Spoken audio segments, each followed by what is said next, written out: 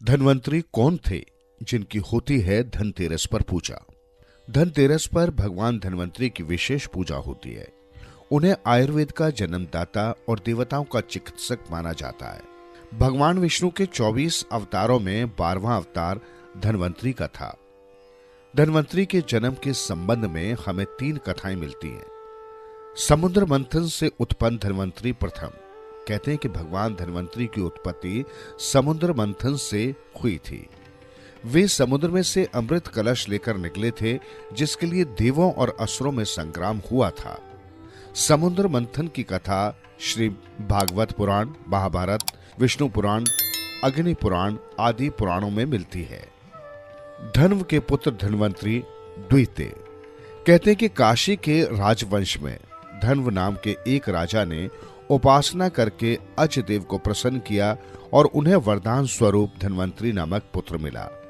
इसका उल्लेख ब्रह्म पुराण और विष्णु पुराण में मिलता है। ये समुद्र मंथन से उत्पन्न धन्वंतरी का दूसरा जन्म था। धन्व काशी नगर के संस्थापक काश के पुत्र थे। काशी वंश परंपरा में हमें 2 परंपराएं मिलती हैं। हरिवंश पुराण के अनुसार काश से दीर्घ तापा से धन्व, धन्वे से धन्वंतरी, धन्वंतरी से केतुमान, केतुमान से भीमरथ, भीमरथ से दिवोदास हुए। जबकि विष्णु पुराण के अनुसार काश से काश्य, काश्य से राष्ट्र, राष्ट्र से दीर्घतपा, दीर्घतपा से धन्वंतरी, धन्वंतरी से केतुमान, केतुमान से भीमरथ और भीमरथ से दिवोदास हुए। वीरभद्र के पुत्र धन्वंतरी तृतीय। गालव ऋषि जब प्यास से व्याकुल हो वन में भटक रहे थे तो कहीं से घड़े में पानी लेकर जा रही वीरभद्रा नाम की एक कन्या ने उनकी प्यास बुझाई।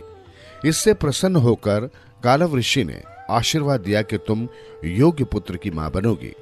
लेकिन जब वीरभद्रा ने कहा कि वे तो एक वैश्या हैं, तो ऋषि उसे लेकर आश्रम गए और उन्होंने वहां कुश की पुष्प आकृति आदि बनाकर उसकी गोद में रख दी और वेद मंत्रों से अभिमंत्रित कर प्रतिष्ठित कर दी। वही धन्वंतरी कहलाए। विस्तार। उपरोक्त में से प्रथम 2 कथाएं ज्यादा मान्य हैं। प्रथम कथा के अनुसार देवता एवं दैत्यों के सम्मिलित प्रयास के शांत हो जाने पर समुद्र में स्वयं ही मंथन चल रहा था, जिसके चलते भगवान धन्वंतरी हाथ में अमृत का कलश लेकर प्रकट हुए। विद्वान कहते हैं कि इस दौरान दरअसल कई प्रकार की औषधियां उत्पन्न हुई और उसके बाद अमृत निकला। हालांकि धन्वंतरी वैद्य को आयुर्वेद का जन्मदाता माना जाता है। उन्होंने विश्व भर की वनस्पतियों पर अध्ययन कर उसके अच्छे और बुरे प्रभाव गुण को प्रकट किया। धन्वंतरी के हजारों ग्रंथों में से अब केवल धन्वंतरी संहिता ही पाई जाती है, जो आयुर्वेद का मूल ग्रंथ है। आयुर्वेद के आदि आचार्य सुश्रुत मुनि ने धन्वंतरी जी से ही इस शास्त्र का उपदेश प्राप्त किया था। बाद में चरक आदि ने इस परंपरा को आगे बढ़ाया। कहते कि धन्वंतरी लगभग 7000 ईसा पूर्व हुए थे। वे काशी के राजा महाराजा धन्व के पुत्र थे।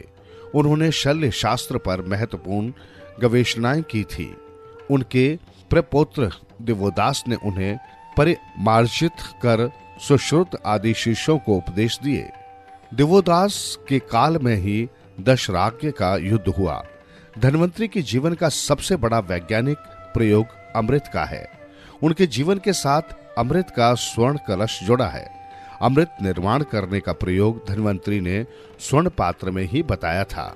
उन्होंने कहा कि जरा मृत्यु के विनाश के लिए ब्रह्म आदि देवताओं ने सोम नामक अमृत का आविष्कार किया था। धन्वंतरी आदि आयुर्वेदाचार्यों के अनुसार 100 प्रकार की मृत्यु है। इनमें एक ही काल मृत्यु है। शेष अकाल मृत्यु रोकने के प्रयास ही आयुर्वेद निदान और चिकित्सा है। आयु के न्यून अधिक की एक माप धन्वंतरी ने बताई है। धनतेरस के दिन उनका जन्म हुआ था। धन्वंतरी आरोग्य, सेहत, आयु और तेज के आराध्य देवता हैं। रामायण, महाभारत, सुश्रुत संहिता, चरक संहिता, काश्यप संहिता तथा अष्टांग हृदय, भाप्रकाश, शर्गधर, श्री भगवत पुराण आदि में उनका उल्लेख मिलता है। धन्वंतरी नाम से और भी कई आयुर्वेदाचार हुए हैं। आयु के पुत्र का नाम धन्वंतरी था।